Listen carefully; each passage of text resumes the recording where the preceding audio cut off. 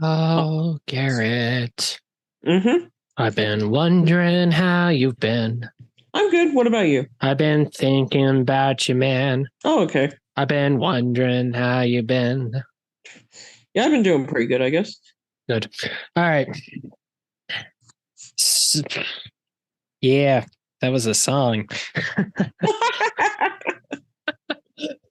All right. I have hit the recording button, and the recording is in Nice. process. Hello, welcome to GC Squared, the channel where we talk the podcast where we talk about various video games and comic books and different subjects and tackling all that fun stuff. Now, when Taylor isn't busy fighting off the nearest evil henchman in the Uncharted series, he is busy doing videography. So, Taylor, as a fan of comic books, what exciting news do you have since the last time we spoke in the last couple of weeks? Wow, you just really hopped into the beginning of this episode, didn't you? Yeah, more or less, I guess. I'm over here like, sweet, I hit the recording. I'm going to give myself like a half second and I'm going to introduce the podcast. And then you're like, nah. I was like, nah, my turn to introduce. It's chill. So there you go. All right. Yep. Sweet. Okay. Well, speaking of news specifically, are we saying just like news specifically? Probably big news that is really worth talking about. And I'd be interested to hear what your perspective on this might be. Okay. So a lot of things are coming to a head specifically in the Spider-Man books. Okay. And they're influenced by a lot of different places. Okay.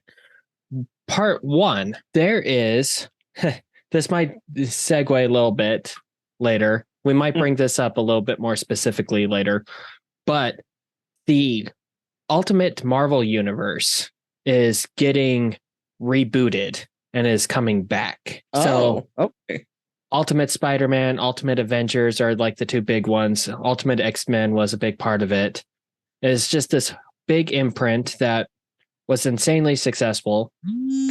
Got canceled sometime around the 20 teens, somewhere in there.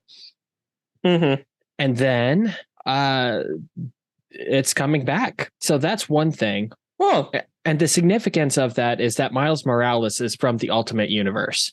Like his current story right now in the comics, at least, is that he was from the Ultimate Universe. The Ultimate Universe imploded on itself, and he is a transplant into the main Marvel universe. Okay, gotcha. Now, part two, in the most recent Spider-Verse event, they introduced like the surprise character at the very, very end, who was part of the main universe. So they say he was part of the main universe, but he had his storyline and his life entirely erased. And then in the most recent Spider-Verse event, he came back, but no one remembers him. This character is named Spider-Boy. Okay.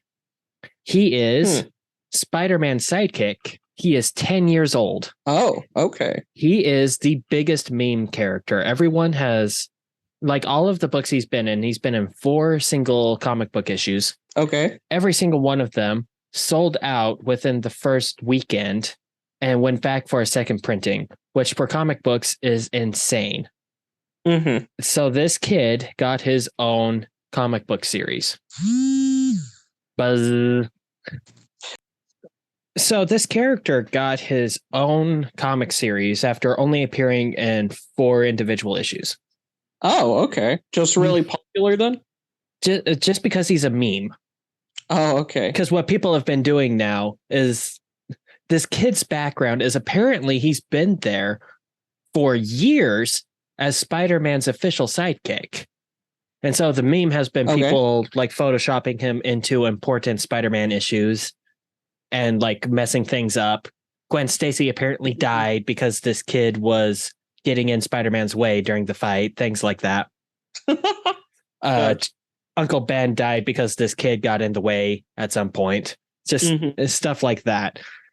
So this meme character got his own ongoing series. Ongoing meaning we don't know when it's going to end. It could go on for 80 years. Mm-hmm. And Spider-Man fans are so angry about it.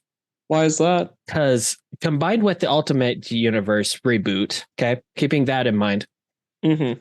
there is real potential here that Miles Morales could get kicked out of the main Marvel universe, get replaced with this kid, and this new kid. There's conversations about that like people have wanted Mayday to show up for years and years. Things we've talked about this already, and she's not coming back.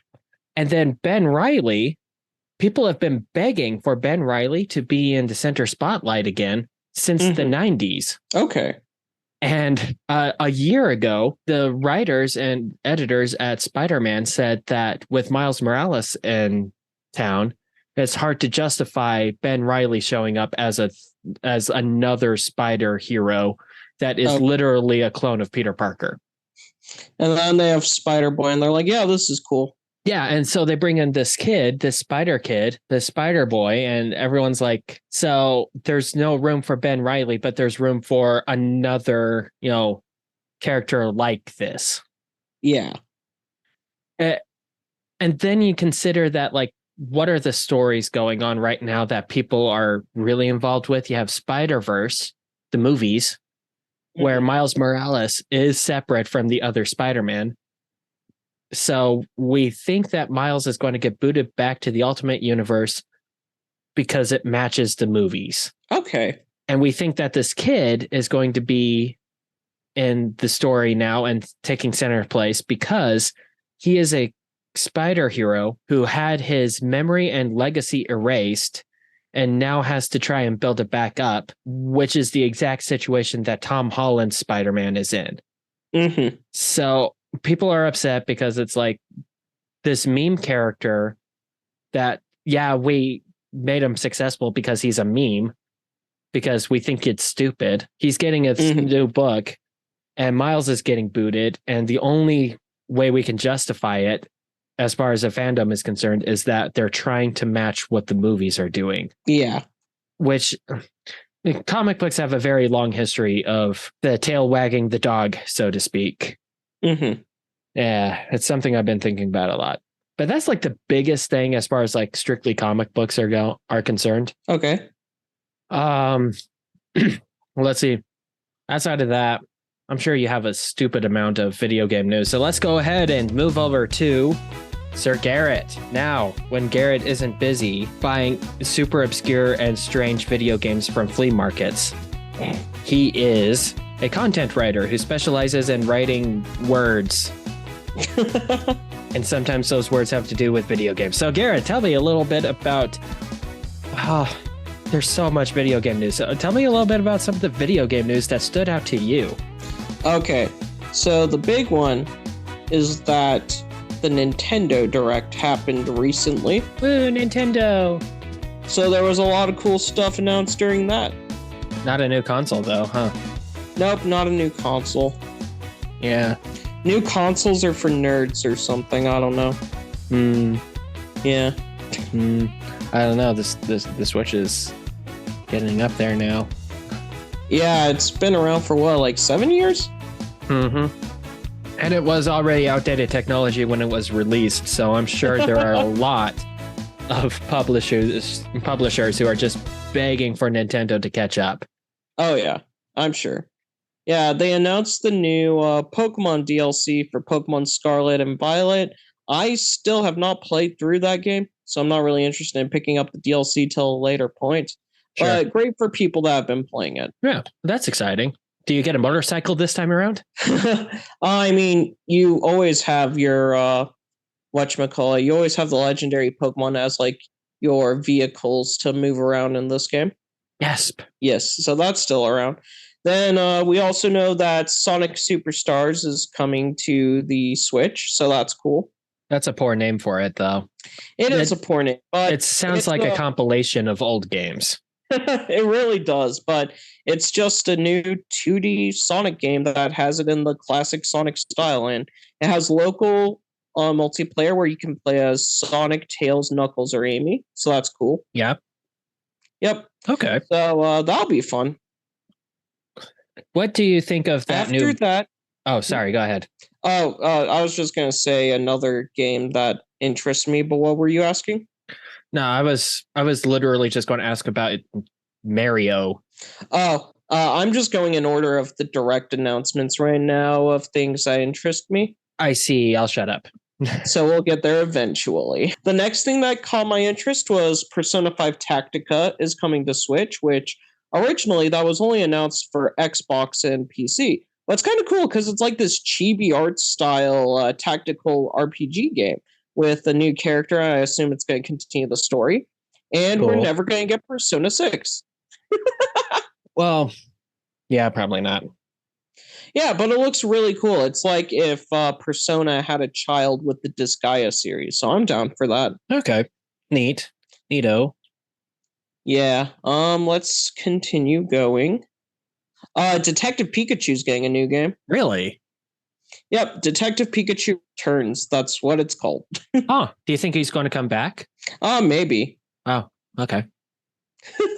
And that comes out not too far off. It's October 6th, which is nice. Yeah, I noticed that Nintendo's release dates have started getting a lot closer to their announced dates. Yeah, I kind of like that. As like a general pattern, I should say. Mm-hmm. Which, I mean, I guess that really helps cut down on like that painful waiting time that you get sometimes. Yeah, then they announced the Super Mario RPG remake. Yeah. Remaster, I should say. Lots of people I've seen online are very, very excited about that. Are you sure it's not a remake? It looks like a remake. Well, my thing is, I define remasters and remakes as two different things. Well, I'm sure we'll talk about that in a couple of seconds. Yeah, so to me, it's a remaster. Okay. Yeah, and like the trailer totally trolled me because it played the standard intro and then it transitioned to modern graphics. And as a person that very much loves Super Mario RPG, when they showed that up and it first started, I was like, oh, okay, cool. So Super Mario RPG is coming to the SNES Online. But little did I know, it's a full-blown remaster. Woohoo. And it's cool because they're staying kind of true to the original art style by having the characters like small and chunky and stuff, and I love it. Yeah. Mm-hmm. Very nice. Yeah, I loved playing that game, so I'm excited to see that. Definitely picking it up day one. Mm-hmm. Yeah. It's nice to see characters that don't get as much attention come back, like Malo and Gino. Yeah, I remember that Gino was like one a lot of people were hoping would end up in Smash in like an official capacity.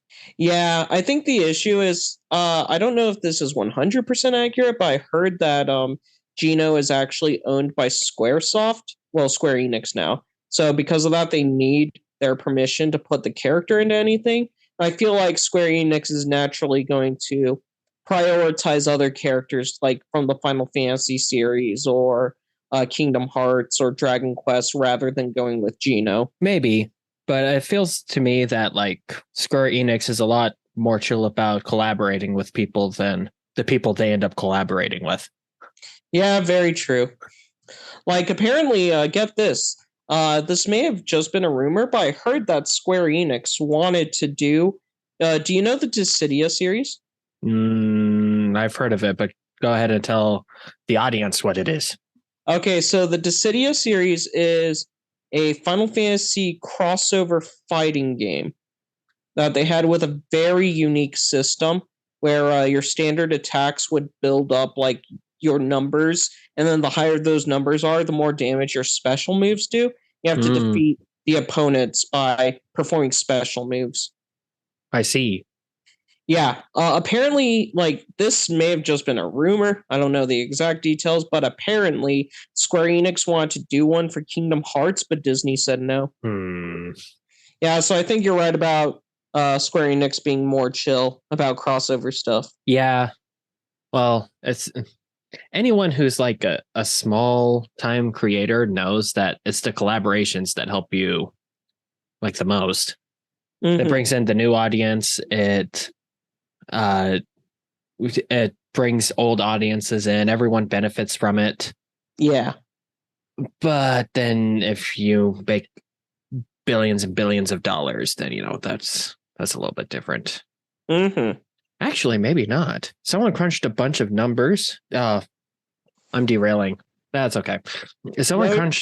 We'll derail for only a little bit. Someone crunched a bunch of numbers and found that Disney went close to like $7 billion in the hole recently with like why was that? Movies flopping. Okay. It's like they just put way more money into making movies than they got back from ticket sales and home sales.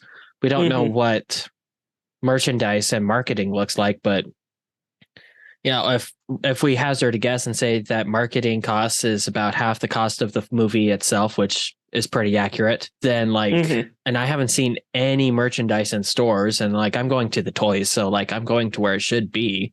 Yeah. Anyway, so maybe Disney should collaborate more. Maybe it would help them out. Yeah, maybe. But anyway, that was a derailment. Let's go back. Talk a little bit more about Nintendo's. Yeah, sure thing. So after that, we found out that Princess Peach is getting a new game. We don't know much about it. Oh, really? Yeah. Oh, cool. Yeah, we haven't seen that since Super Princess Peach on the DS. That's great. I'm excited that she's getting that. It looks like it may be taking place on a stage similar to like the Paper Mario series or similar to Super Mario Bros. 3. So that's pretty cool. Okay. Yeah, and then they announced a visually enhanced version of Luigi's Mansion Dark Moon from the 3DS. Okay. So that's pretty cool. Nice. Good day to be a Mario fan. Okay, so this came out of left field. You ready for this? I'm ready. They're bringing the Batman Arkham trilogy to Switch. I did see that. Yes. I saw that trailer because you could probably guess that a trailer like that is going to come at me from a few different places, right? Yeah, fair enough. So I did see that it's going to the Switch, and I have some thoughts. Can I devolve a little bit? Yeah, sure thing. Go for it. Okay. So part 1, apparently the only game that's on the actual card is Arkham Asylum. Oh, yeah, I've heard about that. And then the other 2, it's not cloud, which is good, but you have to download the game to your hard drive, and you can only play it once the card is inserted. So it's like it's simulated physical games, which is kind of dumb. Just if you're going to turn the card into a voucher to download the thing, fine. But then again, like that helps with like the reselling market, and I don't know. It's just kind of dumb. It's the way that PlayStation does it too. So it's like there's very little disk like data on the disc, and then most of the game is digital on your hard drive, but you still need the disc to like start it up. I don't know. Dang. Depends on who you are. So that's one thing. Second, Arkham City got like a remastered, rebuilt edition on the Wii U, right? Yeah. It like the Wii U version of Arkham City is different than the other consoles, and I'm surprised that the version of Arkham City they're putting on the Switch isn't the Wii U version. Oh, is it not? No, it's the standard everyone else version, but it's like there were extra things added to the Wii U version that like kind of make the Wii U version worth getting if you really love that game. Gotcha. So okay, interesting. Yeah, it's strange that it's not there. Third thing, Arkham Origins isn't a part of that, and that's just really sad because Origins is a really solid game. I guess it was just released at the wrong time. Because like it was released right after Arkham City, and it was basically just a clone of the engine from Arkham City. So like nothing new was really added to it. Okay. And that that kind of rubbed people a little bit the wrong way. But it's like, it's a solid story. It's a fun game. More Arkham City isn't a bad thing. I guess people were just hoping for like a fully baked sequel from the B team. And that kind of hurt its legacy. It's unfortunate. There's no good way to play Arkham Origins right now. Gotcha. What was it even on? It was on the PS3, 360, that era. I have it on PC. Okay. You can still get it on the Steam store. The biggest thing it does have that is worth getting it for is it had a really stellar multiplayer game built into it. Really? What was it? So 2 teams. Team 1, it plays a whole bunch of thugs. And your whole deal is you're trying to find the Batman and kill the Batman. And you have like a team of like a dozen guys or something. And then team 2 is 2 people and they play as Batman and Robin. And your goal is to not die and take out the other like 12 people. Gotcha. And the rounds were short enough to where like everyone could cycle through and be Batman, regularly enough. And so that was like, that's a cool game, but it's like, you can't really play it now. Just no one online. Well, people would be online to play it. It's just that, it's an older game. It's hard to get a hold of. The PC version's the only one that really still works. Yeah. And then Arkham Knight. Arkham Knight is really good. I highly recommend all of the Arkham games just because they're just fantastic. That's all I really have to say about that. I'm glad it's going to the Switch. Yeah, I think it looks cool, and I'd be interested in going deeper into those games and playing them because I never really had the chance to play them. We should just throw the Arkham series on the magical list of wonder.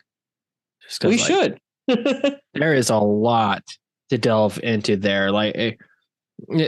Because it was a super successful game, it had a spin-off movie. It had several different spin-off comic books. It had a couple of spin-off games from the main series as well. Like it's a huge thing, and it's like something I actually know a little bit about. Okay. Yeah, we can do that. All right. Anyway, so continue. Yeah, so after that, they announced this game I think looks kind of interesting. It's called Silent Hope. And it's a action RPG where you just play as these silent characters. And I'm always down for a good action RPG. It looks like it's more in the like kind of Diablo Torchlight style, but with a chibi anime aesthetic. So I'll give it a shot. Fun. Yeah, I mean, might as well. That's the way I see it.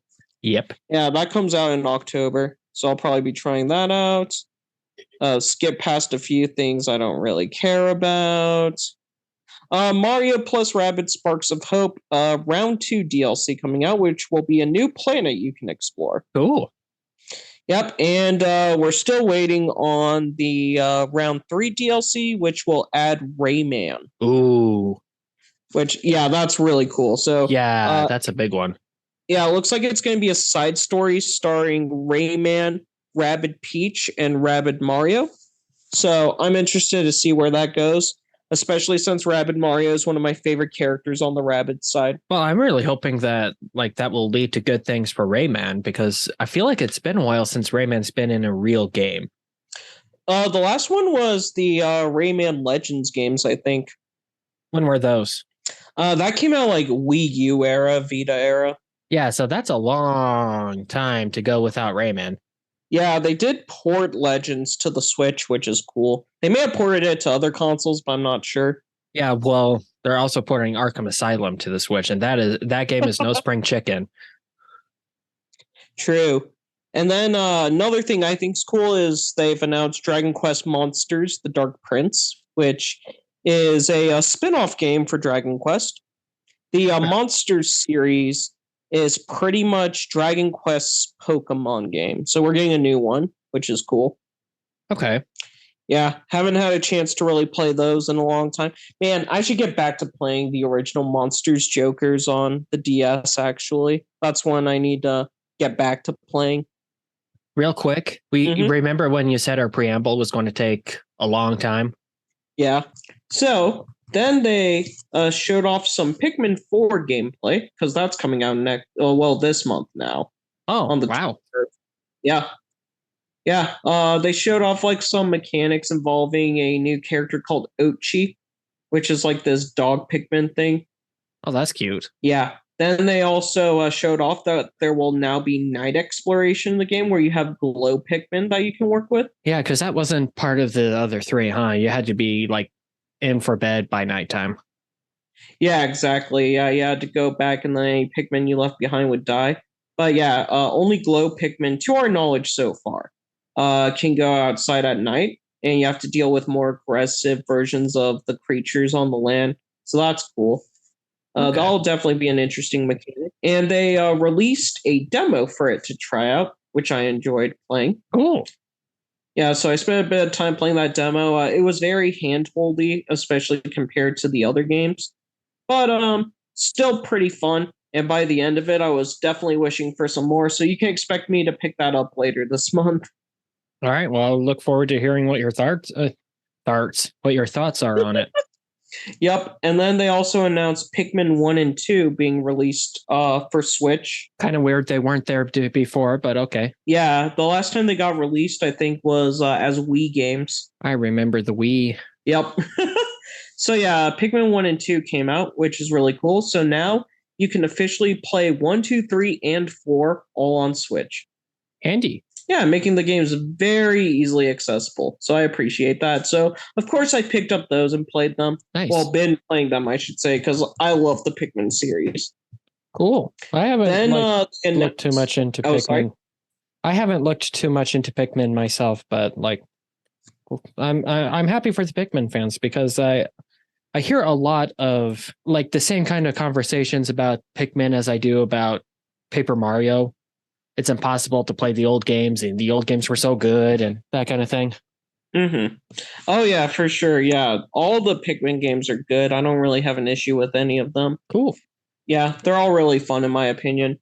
Then they announced the Metal Gear Solid Master Collection Volume 1. Yeah, well, they announced that Metal Gear 3 was, I should say Metal Gear Solid 3 is getting a remake. Mm-hmm. And that's a big deal. So it makes sense that they're trying to release the older ones everywhere. Yeah. So this collection is going to include Metal Gear Solid 1 through 3, Metal Gear 2, Snake's Revenge, some graphic novels, a bunch of like concept art type stuff as well. So that's pretty cool that that's coming out. That's a lot. Oh yeah. Then they announced Snake's Revenge. Mm-hmm. I know that Metal Gear 2 and Metal Gear 2 Japan are different games. Yeah. Did they say which one we're getting? Because the American one was broken in a lot of ways. I am not certain off the top of my head.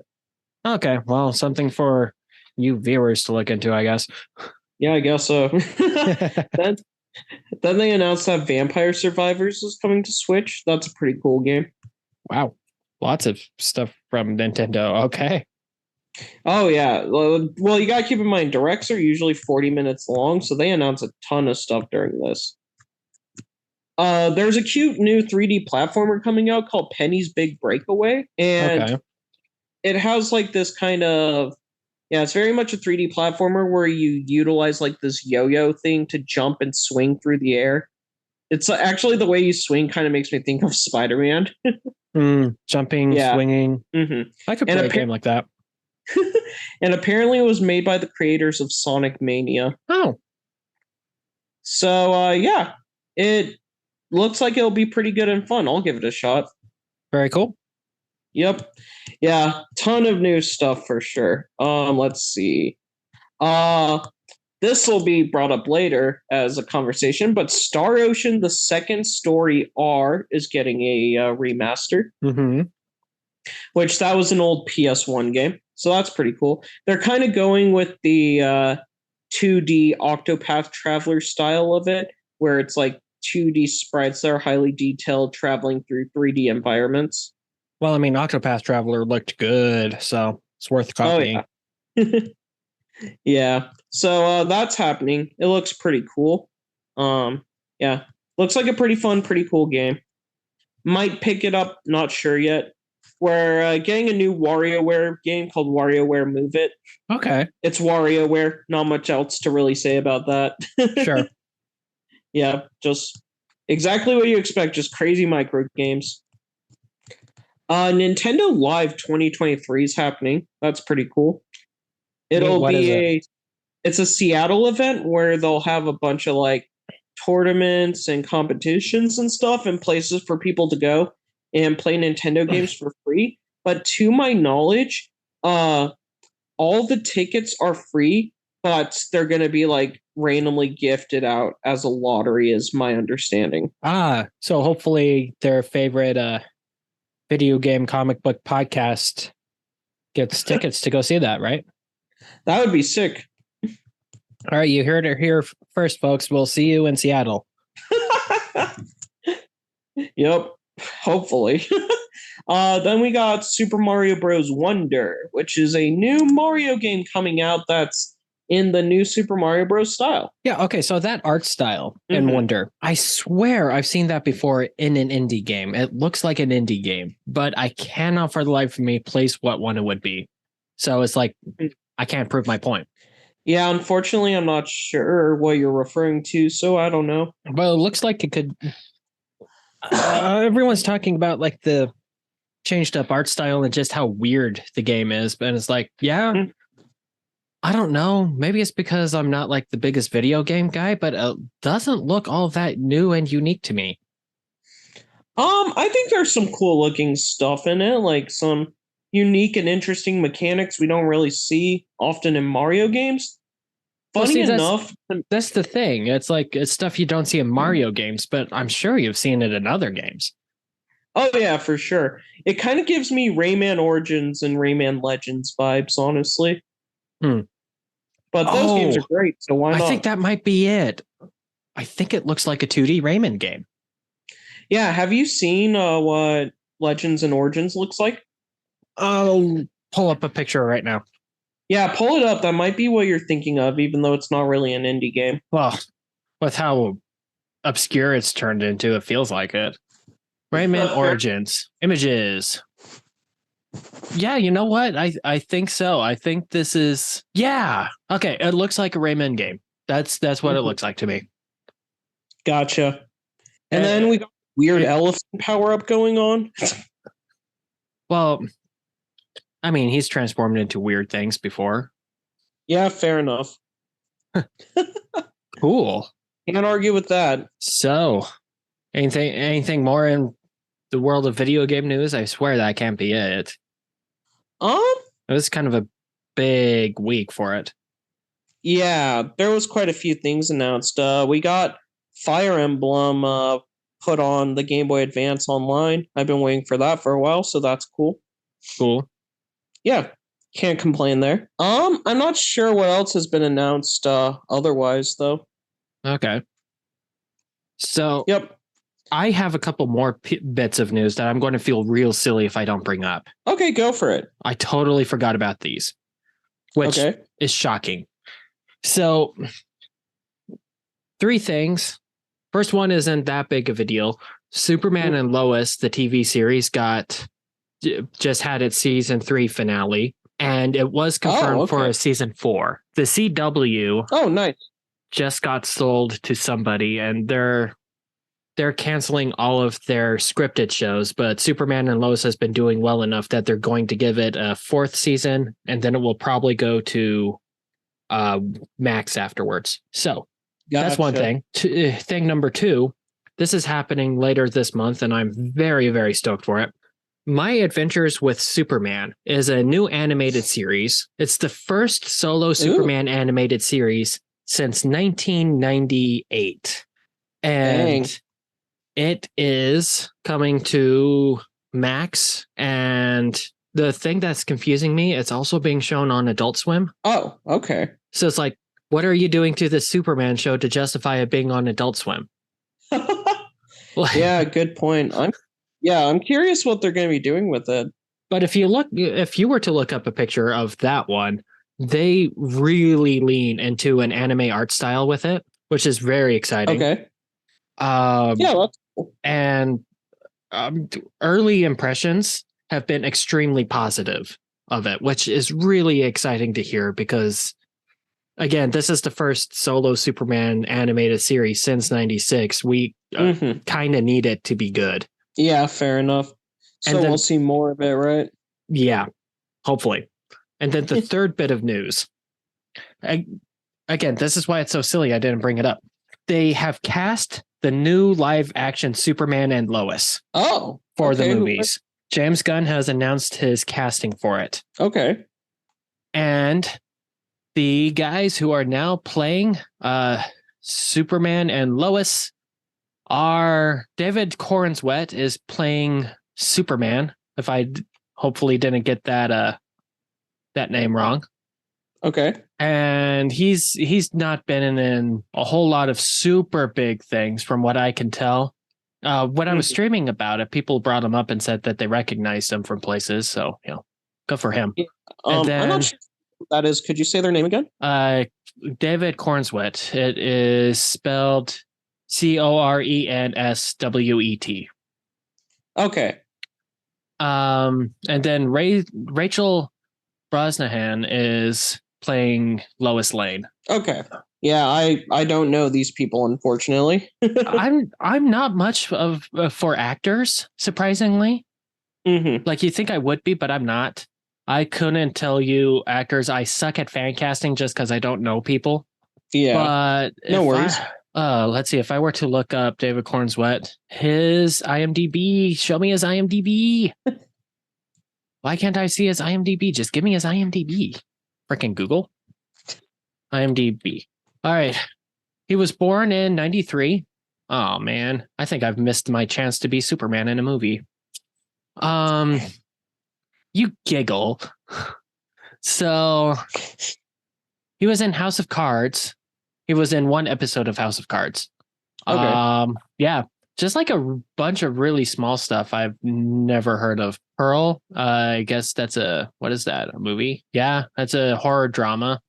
Okay. We Look Both Ways. It's a comedy drama, 6.3 out of 10. So yeah, he's like been in kind of smaller things this whole time. And then he became Superman, which, I mean, that's exactly how I would want to cast a character as big as Superman. I would want to use someone who either has never been in anything before or has been in very few popular things, if any popular things. Okay. Any particular reason for that? Well, my philosophy on casting any character is that if it's a well-known character, you want to cast an unknown actor, because if the example I keep using, there was a lot of conversation about casting Chris Pratt as Indiana Jones. And I'm like, look, the problem is that if Chris Pratt is Indiana Jones, you're going to go to the Indiana Jones movie. You're not going to see Indiana Jones. You're going to see Chris Pratt cosplaying as Indiana Jones. Okay, that's a good point. Yeah, it's going to pull you out of the experience. And but if it's like a character nobody knows, go ahead and cast a well-known actor in that role, and that's going to entice. That's the word. That's going to entice people to want to come and care. Yeah. So if I was casting Superman, this is exactly what I would do. I would be like, oh, this guy was in a couple of episodes of a TV show. He's been in a few indie movies. Yeah, he's Superman now. Deal with it. And then I closed the tab. But the actress who's playing Lois Lane is kind of similar. She was in a fairly successful Netflix movie recently. The Marvelous Miss Maisel, I think it was called. That sounds vaguely familiar.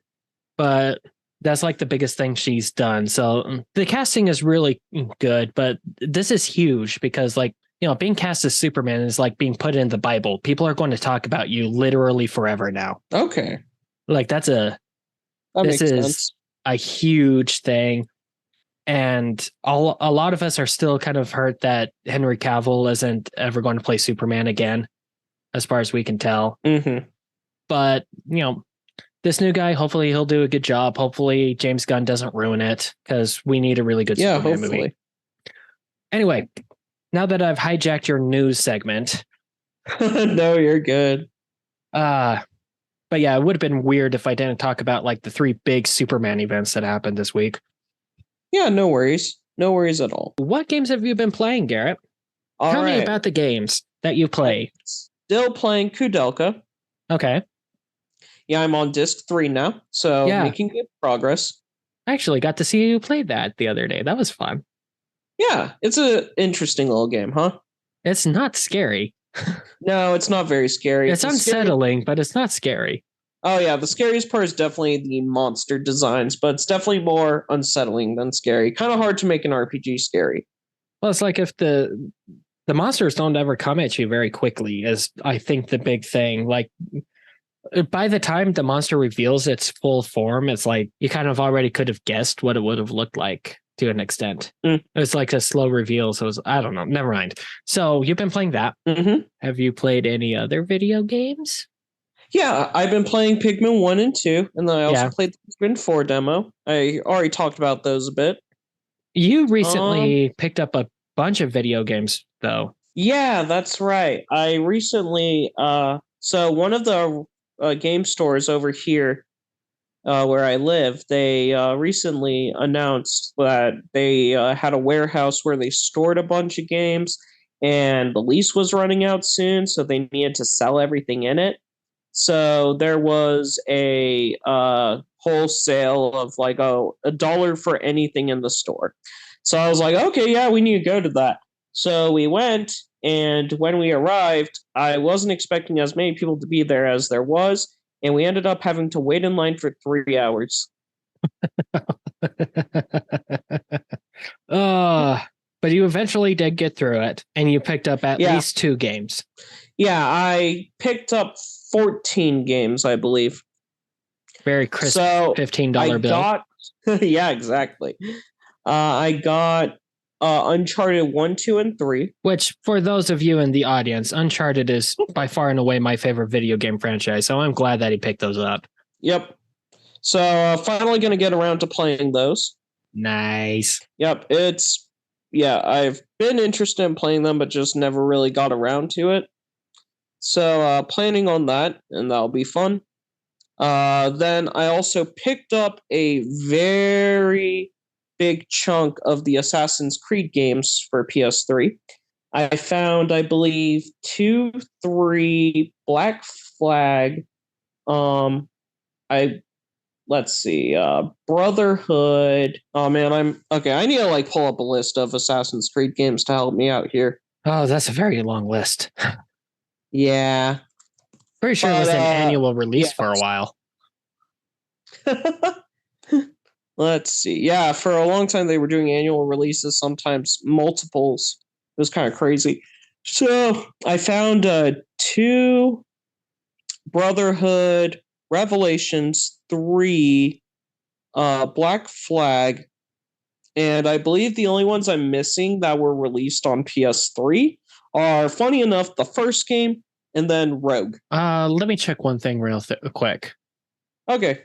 Assassin's Creed Liberation. I'm trying to see if Liberation was released on the PS3 at any point. I'm not sure. It was. Assassin's Creed 3 Liberation was on the PS3, so you're missing that one as well. Okay, so yeah, I'm missing that one too. I didn't realize that got released. Okay, cool. Yeah. Well, good to know. Yeah, well, I mean, Liberation is kind of middle of the road as far as the Assassin's Creed game goes, but this is an interesting enough setting for me. Okay, cool. Neat. I'll definitely have to try that out then. Yeah, it was like a Vita thing for a while. Mm-hmm.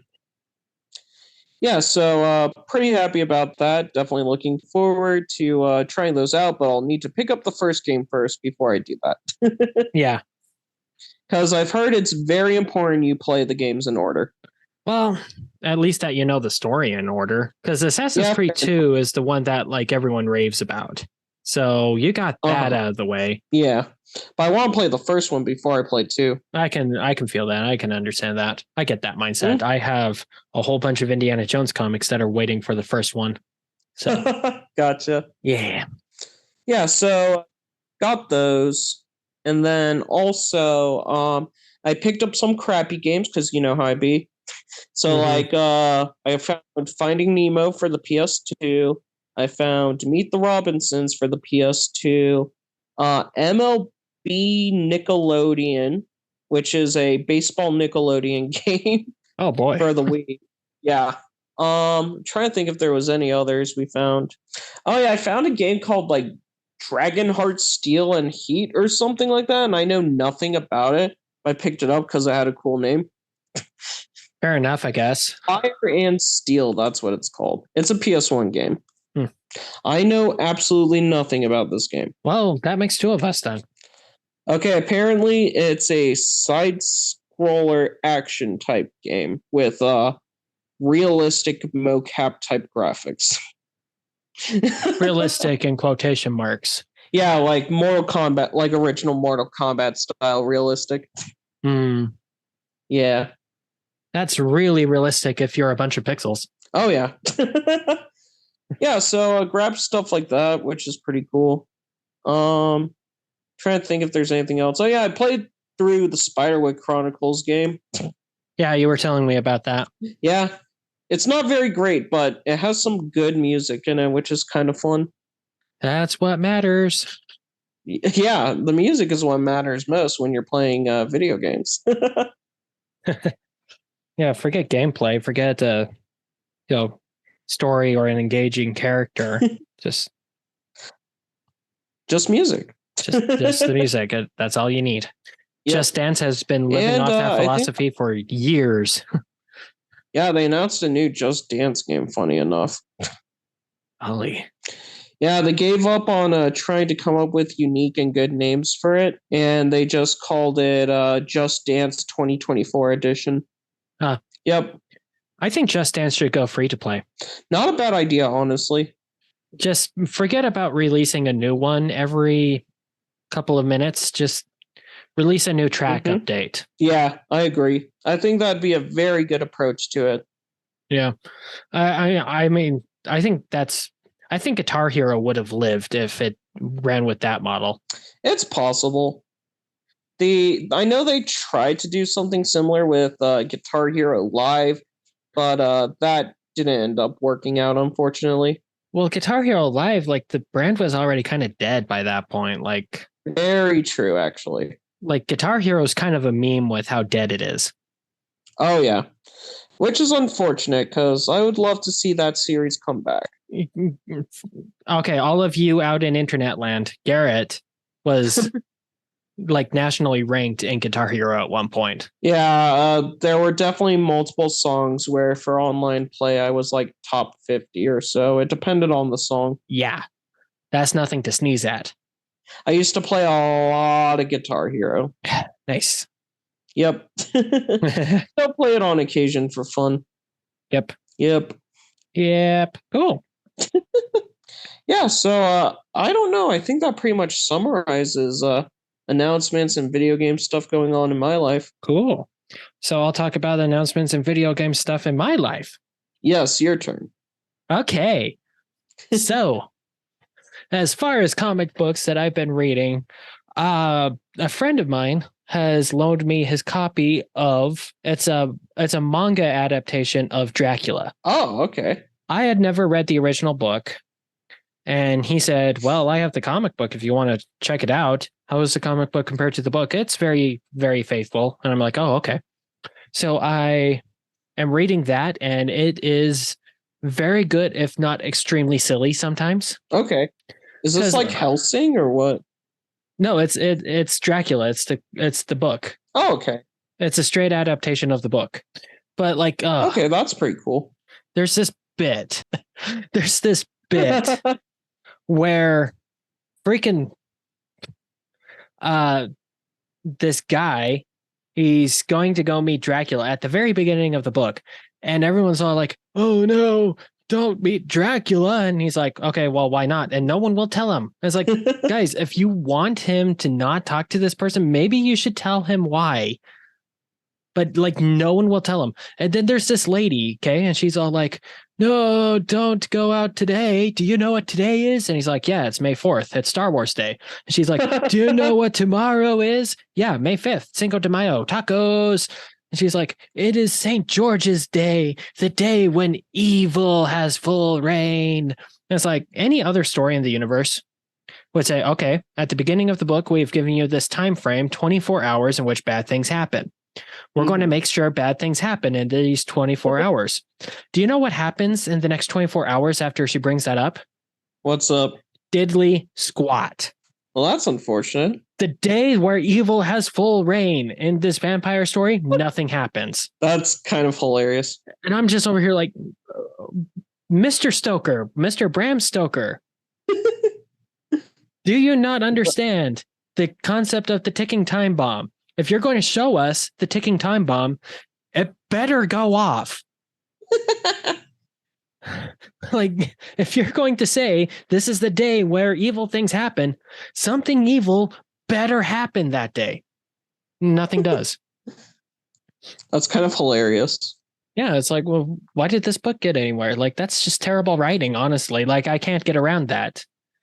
It's not good. I mean, I guess unless they're like trying to like go around expectations and make it funny type deal. But that's probably not what they were going for. Maybe Bram Stoker is over there like, I don't understand why everyone's getting a kick out of my comedy story. Like, it's supposed I was trying to be funny and they're all taking it serious. That would be hilarious, actually.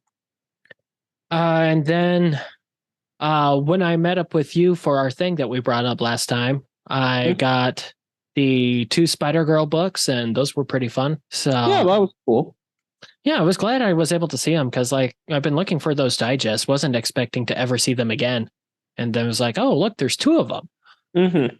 And then that's basically what I've been reading, what I've been doing.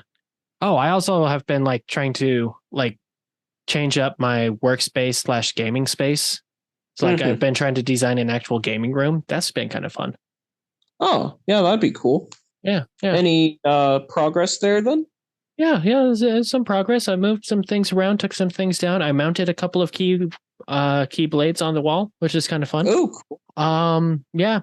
Going to add some lights here. Going to change out my chair for something more gamery and get some LEDs in here, and it's going to look real sick when I'm done. Sweet.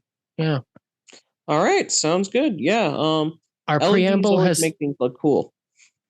Our preamble has literally gone on twice as long as it usually does. Nice.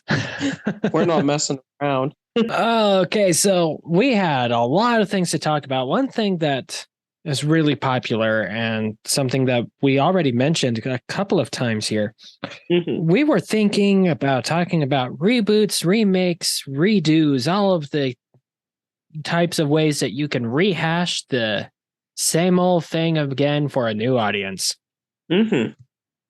Yeah, so we've been talking about remakes, reboots, because those have definitely been common things that we've seen happening a lot recently.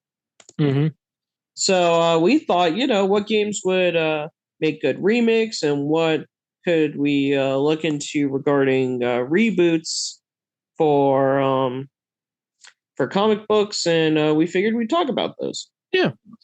So remakes and reboots and remasters are all kind of a little bit different. And Garrett, you have your definitions for them. And I have my definitions for them. I wonder if they match. So on the count of 3, we'll go ahead and define what a remake is. What, at the same time? At the same time. Ready? 1, 2, 3. A remake is when you take an old concept and you just rebuild it from the ground up. I think it's too hard for us to do that at the same time. It was fun to try, though. Okay, fair enough. So for me, I'd say that's what it is you take the original concept and you rebuild it and you take new approaches to it. Okay. So, like, for example, to me, I view Final Fantasy VII Remake as a remake because it doesn't follow the standard active time battle system of the original game and tries its new action-based combat. At that point, it's kind of hard to say that it's the same game, right? Like at that point, it's basically a different game entirely. Yeah, that's how I feel. Yeah. Is it's its own new thing that you don't really that's like not as exactly comparable to the previous. And while I would say that a remake is very much more based in like the world of mechanics and the such, I would say a reboot is the same thing in terms of story. Yeah. Well, for me, a reboot is like you're looking to start completely fresh with its own new approach. Okay. Okay. I can get that. Like, yeah, like to me, for example, you have the Spyro games, right? Mm-hmm. I would view Spyro, the original game as its own thing. But I would view Spyro A New Beginning as a reboot because they're starting over with the story because they either got too complicated or they have certain things that they want to adjust or change because it didn't work out well. So that's how I view a reboot personally. Yeah, well, I mean, I'm actually with you there because like I think about all the times that comic books have gone back and rebooted themselves and started again. And it's usually because there's an element that they want to include in the story that was supposed to be there from the beginning, but they couldn't fit in with the current canon. Oh, okay. So, like, the biggest example, Superman has been rebooted more than any popular superhero out there, across Marvel and DC at least. And in 2006, well, let's start with this.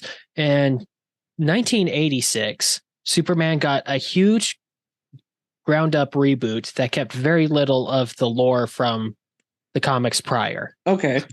And then in 2006, they said, look, there's this show on TV called Smallville that is extremely successful, and we need to incorporate elements of Smallville into the Superman comics. So they rebooted Superman with the sole intent, and the only real reason they did this was so they could say that Lex Luthor was in Smallville and a childhood friend of Clark Kent's, so that it matched Smallville. Huh. Okay. Yeah. But as like that was a detail that could not fit in the 86 reboot. So they had to reboot him again in 2006 so they could add that detail. Okay. Yeah, that makes sense because it's like a situation of, oh gosh, this will contradict the current canon if we don't rebuild it / make this change. Yeah. So that's kind of how I see a reboot. It's like, oh, we want to take the same characters and we want to take the same emotion that those characters have, but we want to put like a different situation around them. We want to build the different situation around them and make that the mainline focus. Yeah. Which I wonder if in comic books it's a little bit easier to do that than with video games. Because I mean, it takes so long to make a video game as compared to a comic book, and I think that's probably like the biggest like difference here is that like if you want to do something nutty with a character, you can go ahead and just do that. In a comic book, it's quick, it's relatively simple. If you wanted to build a whole different game about an alternate universe version of Crash Bandicoot, that's at least a 4-year project. Yeah. I see what you mean. All right. So what is a remaster then? To me, a remaster is when you take the general original game and then just give it a new coat of paint with better graphics and some quality of life changes. Okay. Examples. So, for example, Xenoblade Chronicles 1 got a remaster of the Wii version onto the Switch, where they had some quality of life changes and they improved the graphics and pretty much left other things untouched. I would also consider like the Crash Bandicoot Insane trilogy to be a remaster, or the Spyro trilogy to be a remaster. But I guess as another comparison, I would consider Crash of the Titans to be a reboot because they're trying a new approach. Well, it's interesting that you say that because, like, I feel like I don't want to fight. If we fight, then you'll stop being my friend, and then we can't do podcasts together. Friends can have disagreements. Oh, okay. I think a big part of it has to deal with how much work goes into remaking, like putting the game out. I would say the Crash Insane trilogy and Spyro Reignited and games like Unto are actually remakes. And the reason I would say that is because Uncharted. Okay. Uncharted on the PS3 played really well. I'm talking about the first game. Played really well, but had a couple of weird, nuanced elements in it that were definitely missteps as far as gameplay is concerned. Like you had to throw grenades with like motion controls, and you had to. There were a couple of other motion controls stuff. I can't remember exactly what they were because this entire time I've been playing the remaster of it, where they re-released it for the PS4, but took out all of the weird PS3 gimmicky stuff. And they upgraded the graphics a little bit. Not too much, but a little bit. In my mind, that is the standard of a remaster, where you're not really changing the game itself. You're not really rebuilding the game itself. You're changing some things to it. It's more like a really, really, really heavy update in my brain. Okay, so why would the Crash and Spyro trilogies be remakes rather than remasters if they're keeping the same general concepts? Because you're keeping the same general concept, but literally everything about that is built from the ground up. It's like this. I want a DeLorean. There are two ways I can get a DeLorean. I can go all over the place in the country, find a beat up DeLorean, take it home, and fix it up. Maybe add in a couple of extra parts to make it run a little bit better, which wouldn't be hard. DeLoreans don't run well. And then at the end of it, I have my DeLorean, which is basically the original car with like a few minor tweaks to it. I'm still driving the original car for all intents and purposes. That is, in my brain, a remastering of that car. If I wanted to do a remake of a DeLorean, I would get all original parts from the ground up. I would say, I want this, this, and this, and this, and this, and they're going to have this many improvements on the original. And now I have what looks like a DeLorean, but is a brand new car from the top down. Nothing of that is original at all. And that's why I say that the Crash Bandicoot and Spyro trilogies are actually remakes, because there is no piece of that game outside of, like, well, even the mechanics are tweaked a little bit. Yeah. But like, that's why I say those are complete remakes, because there's nothing to those games that are original. Does that make sense? Yeah. Well, to me, a remake is because it has new original things, while a remaster doesn't. I think when we're saying new original things, we're talking about like different concepts. Yeah. So, like, for example, for me, because Crash Bandicoot, the core concept and the core intention is to maintain the original integrity of the game. Those are remasters, because even though they rebuilt the games from the ground up, they were rebuilt with the intention of completely emulating how the original games were gameplay wise. While to me, a remake is something that the intention is to change it from the original and make it stand out. Yeah, I think it's an interesting difference though, because it seems to me, like, you can correct me if I'm wrong, what I'm getting across from you is, for you, how you define remake versus remaster is determined by how they did it, while for me it's the intention of the design. Okay. Does that make sense? Yeah, I think it makes sense. I don't know if I want to keep kicking this fire.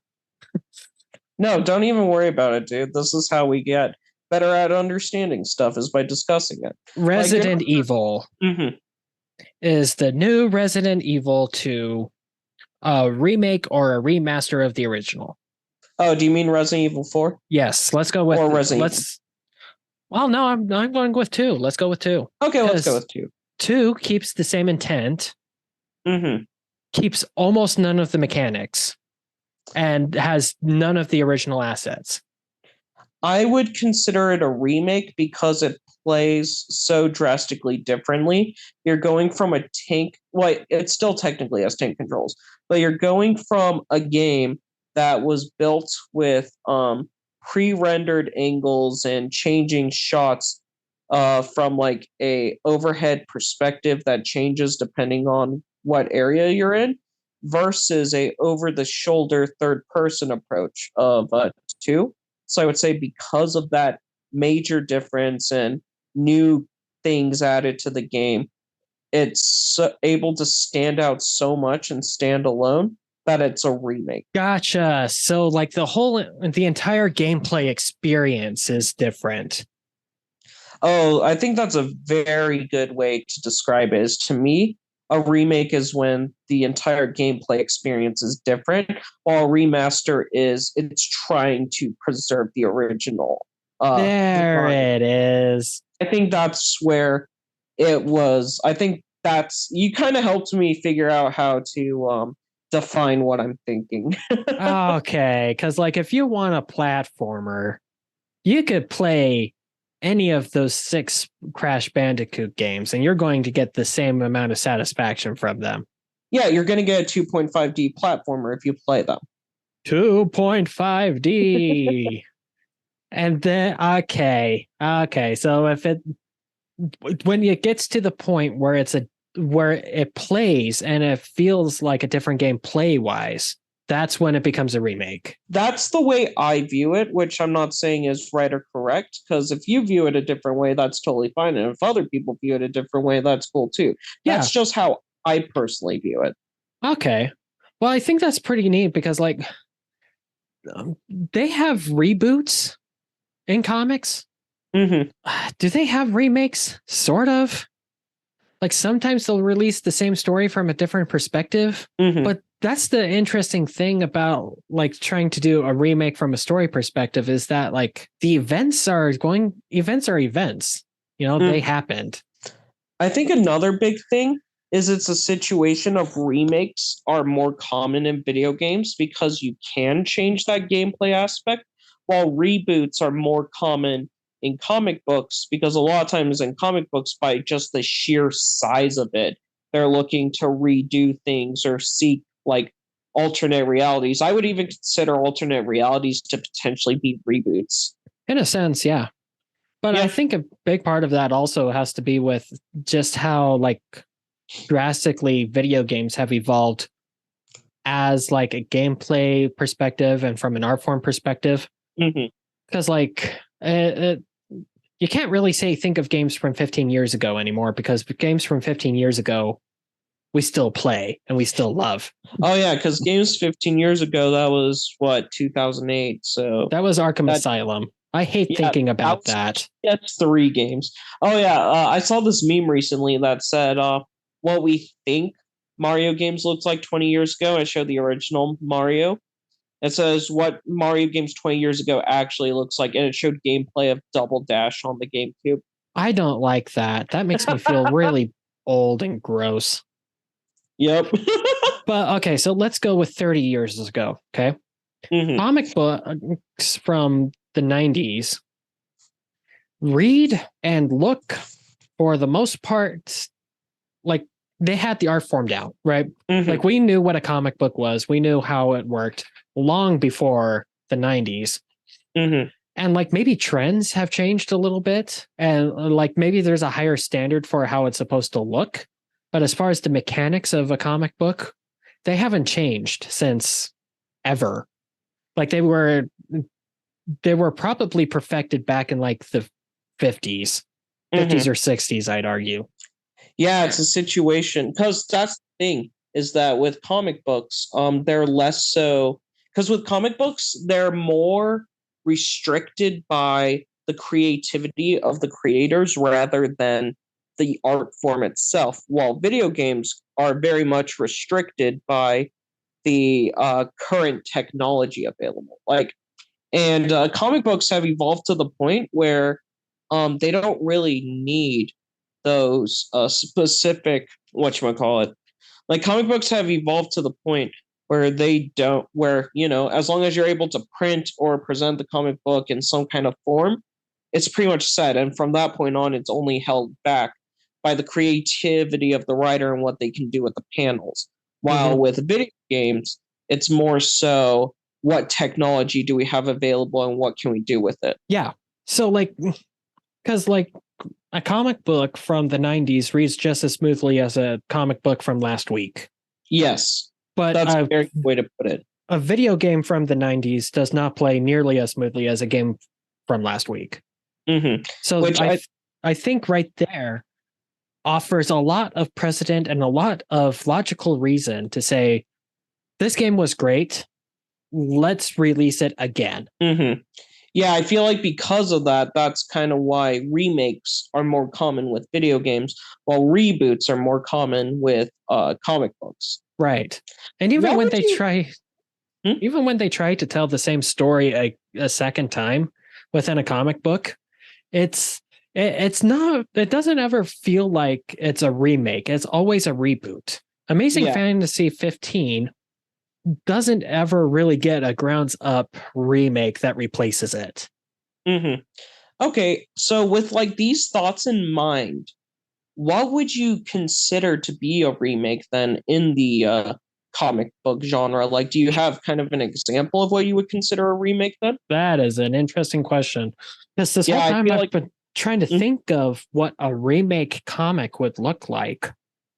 Yeah, because I feel like a remastered comic would be to take an original comic and to re-release it with a modern art style, Okay, so that one has happened before. A remastering of a comic. I feel like I'm inching closer to that fire I was kicking.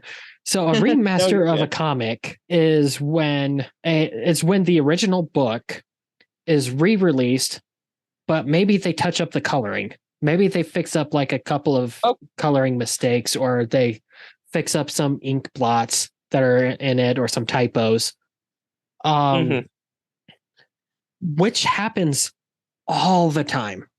Okay. I have in my possession two remakes of Action Comics #1. They don't look like the original book from the 30s if you were to find the original book from the 30s and look at it. Basically it's the same book, but they updated the coloring to make it look like it's brand new. Okay. And maybe they'll put it, if we're talking the physical medium, they'll put it on a higher quality paper. Okay, do they usually update the art style as well, or is it just touching up color and lining and typos? It's just touch-ups. It's the same art. It's the same, everything. It's just touch-ups. Would that make it an AT release then?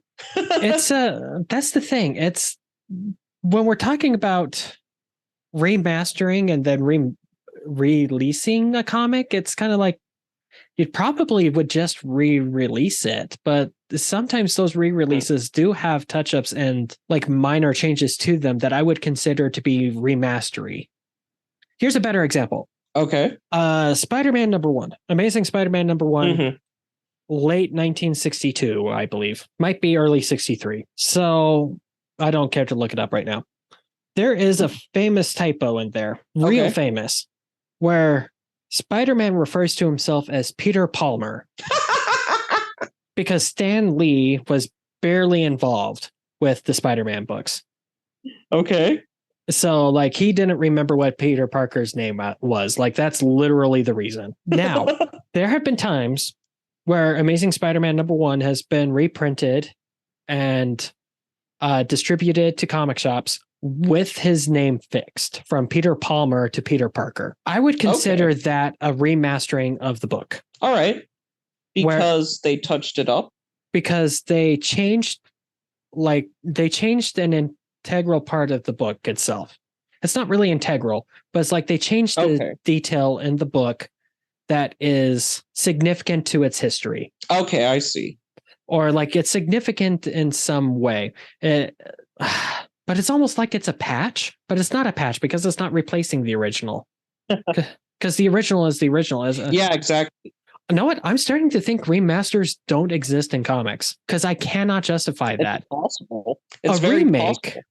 If I were to do a remake, I would say a remake of a comic would have to be like a remake of a movie where the script itself is basically the same. And since the base of the art form of comics is the paneling, then the paneling and layouts are the same. But maybe you have a different artist come out and they redraw the book that way. Okay. That would be a remake in my brain.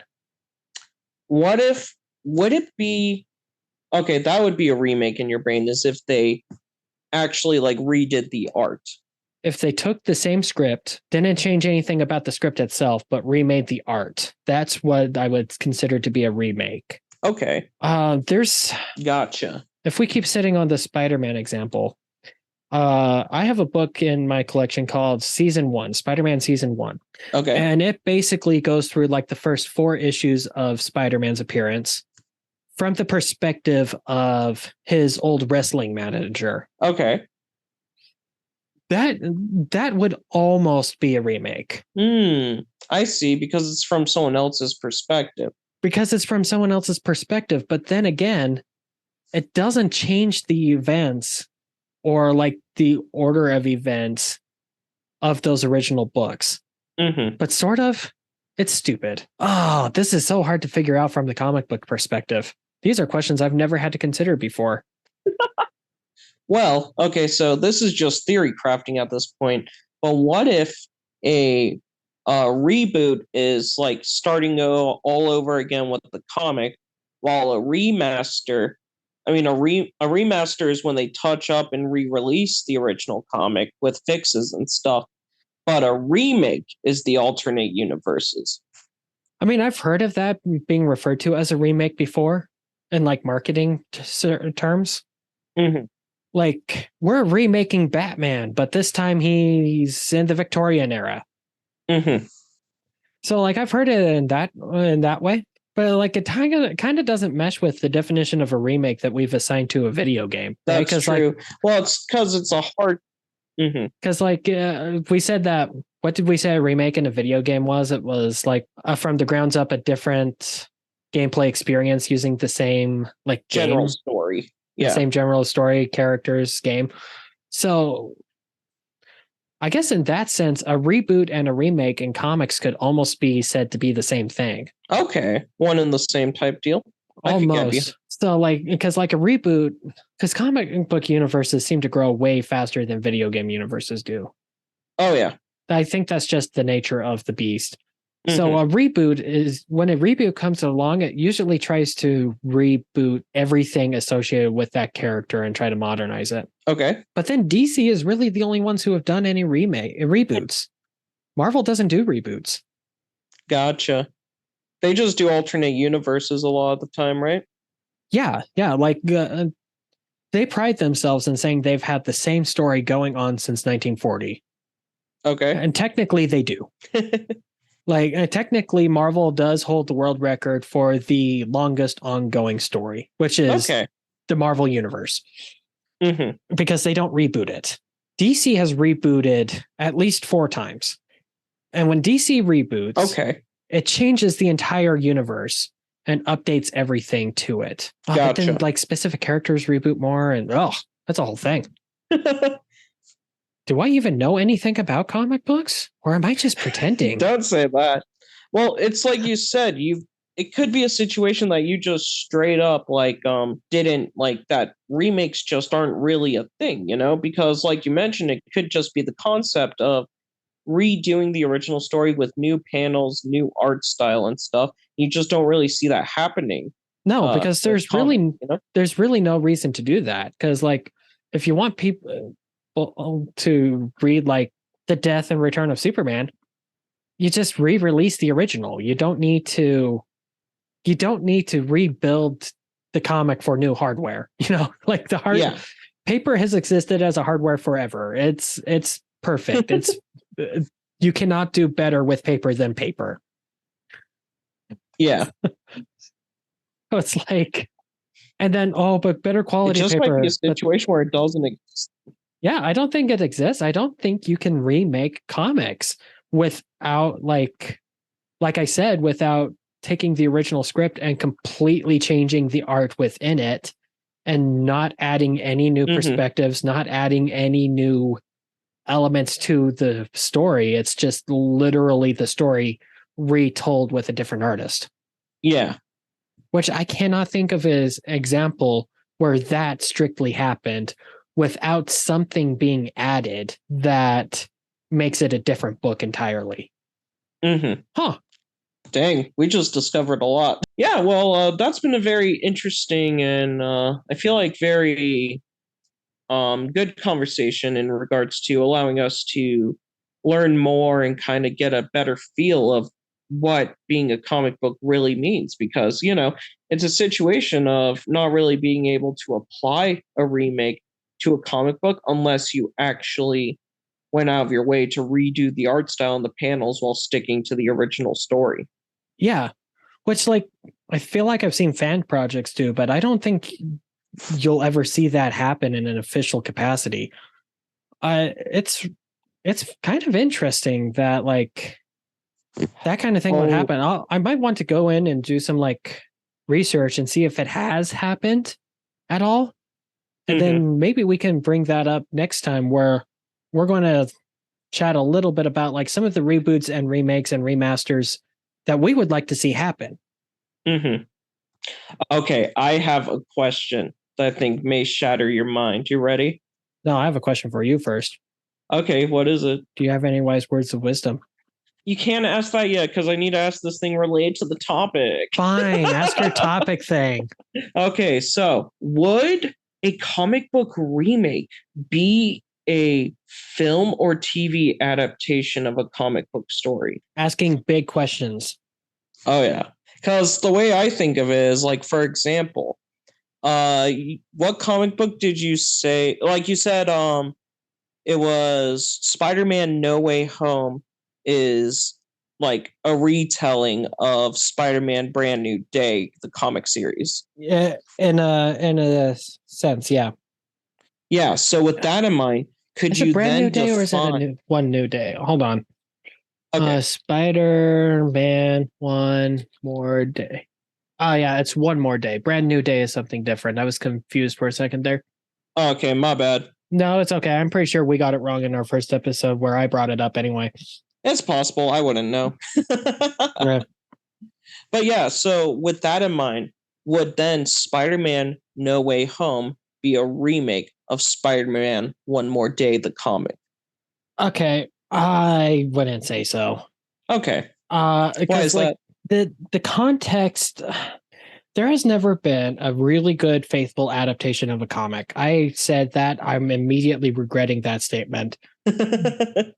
Because there might be a couple, but it's really, really, really hard to be faithful to a comic book adaptation in other media because there's a lot of context that needs to happen in order for that story to work out the way it does. Okay. So One More Day only works because Civil War happened. And that version of Civil War only works because the Marvel universe is the way it is in the comics. It doesn't work in the movies because Civil War was so different, the movie, than it is than the comic. Like they're almost unrelated. Okay.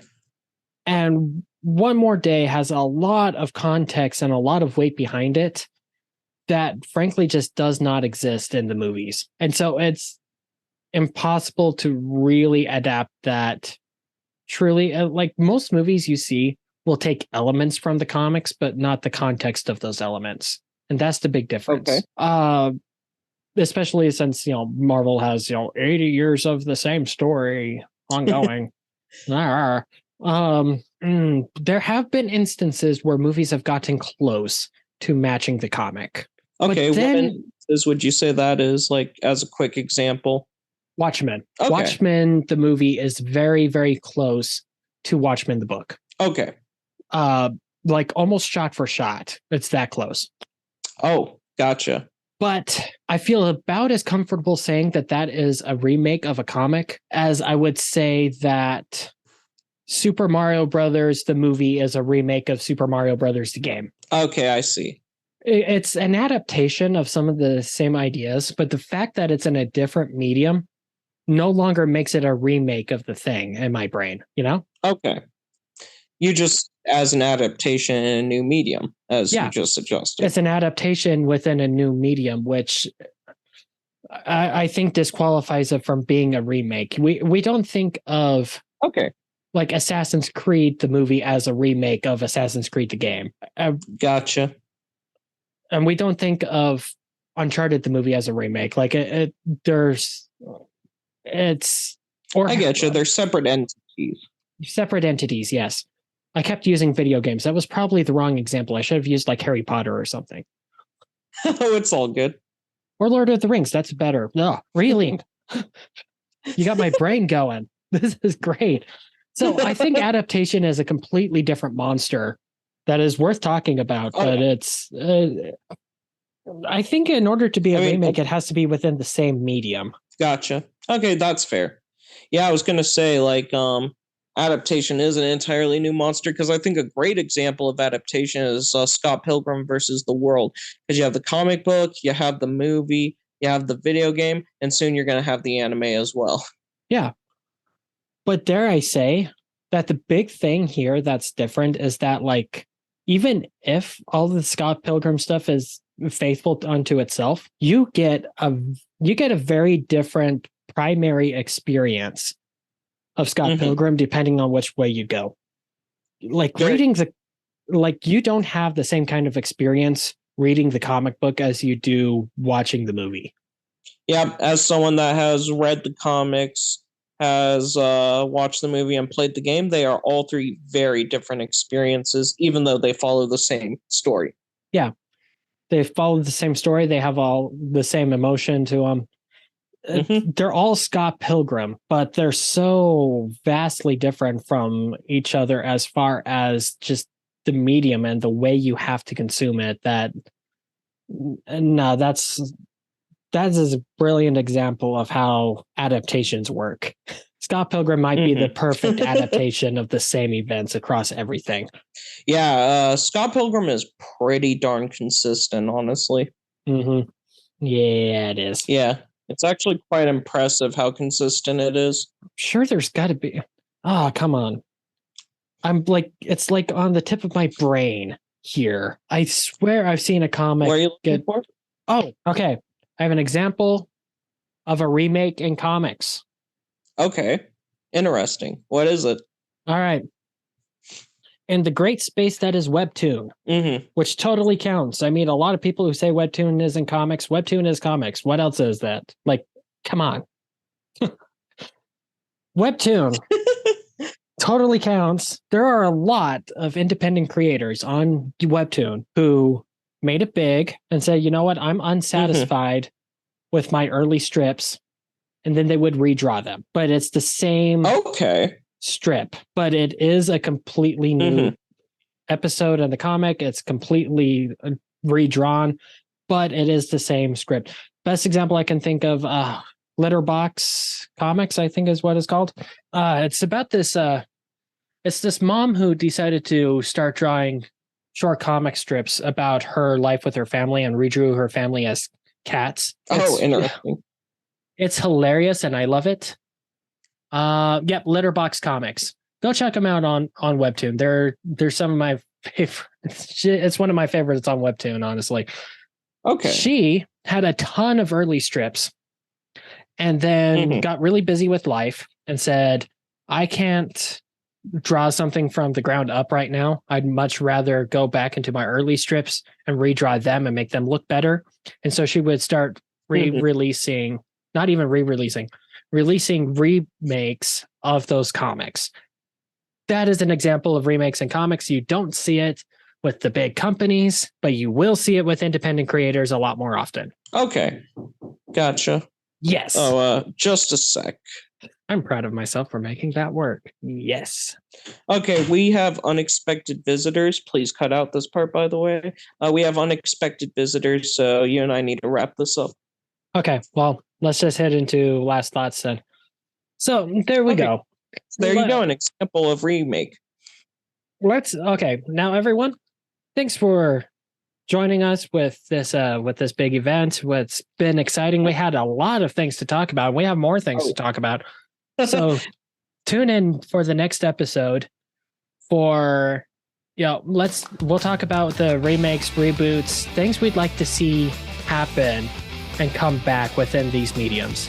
Yeah, and just in these mediums, they can be remakes, reboots, remasters, whatever. And I came up with a list of a few things ahead of time in preparation for this. So I think I'll just extend that list and we'll go from there and just talk about what we have time to talk about. You sly dog, look at you being all prepared. I try my best. That's why I brought you on. Gotcha. All right, well, yeah, that pretty much summarizes that. So do you have any wise words of wisdom? Thanks. Let's see. Don't be afraid to have disagreements with your friends, as long as you both understand that comes from a place of mutual understanding and, in essence, further extending your knowledge and getting to know each other better. And as a way to just, learn more about your friend, you shouldn't be afraid.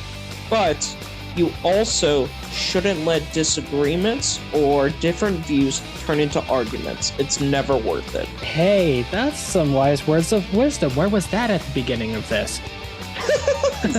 Oh, well, that was my point. It was just a reminder of, hey, we had a disagreement and a discussion, but we never argued, Yeah, it was... this was such a... productive. This was such a good episode. Yeah, Thanks for talking with me, and thank you all for listening and joining in. I'm going to be busy this next week, so next episode will be in 2 weeks. All right, sounds good. And yeah, thank you all very much for joining. We're happy to always talk and share our thoughts and just have this time.